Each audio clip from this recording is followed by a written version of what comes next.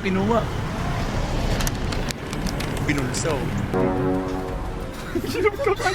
Security yan. Sariwakwakan na! Ayun guys, maglalaglag na naman si Ashley ng 500 pesos dun sa may may nakita kasi kami ditong bata nagbubukas ng pintuan sa may Alphamart. Itatry din natin kung talagang loyal siya. Pero kung hindi, wala tayong magagawa. At least may matututunan na naman tayo sa video to. Thank you, hintayin natin si Ashley para bumili siya ng tubig. Ay, nagbabayad na si Ashley.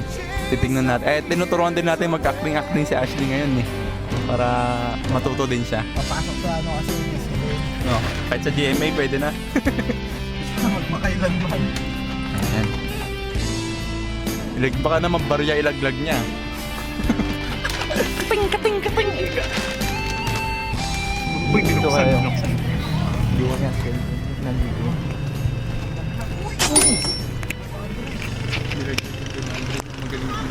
Kinuha.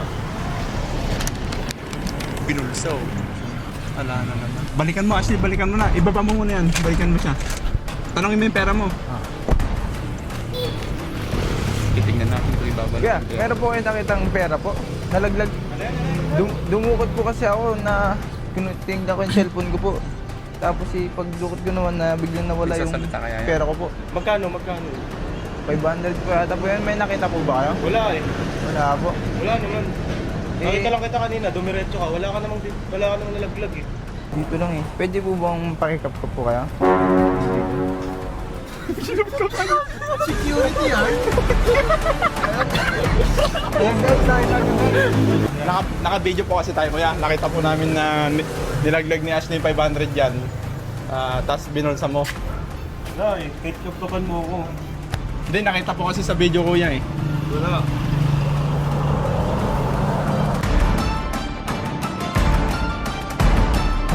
Gusto mo talaga eh.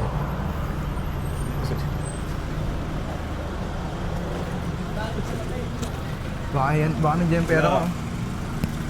Hindi, nakita po namin eh. Kinuha nyo eh. Wala eh. Huwag nyo na lang pong ulitin sa susunod kuya. Sa inyo na lang po yung 500. Napakalit na bagay po niyan para po kunin nyo. Pera lang yan, hindi ko naman ipagpapalit yung... Di ba nilaglag mo ka na? Hindi ka naka-video ko kasi Oo, sa amin, nalaglag ko eh. Sa akin yung nagbibideo eh. Wala. Sa sunod po, huwag nyo na lang pong ulitin. God bless po. Okay.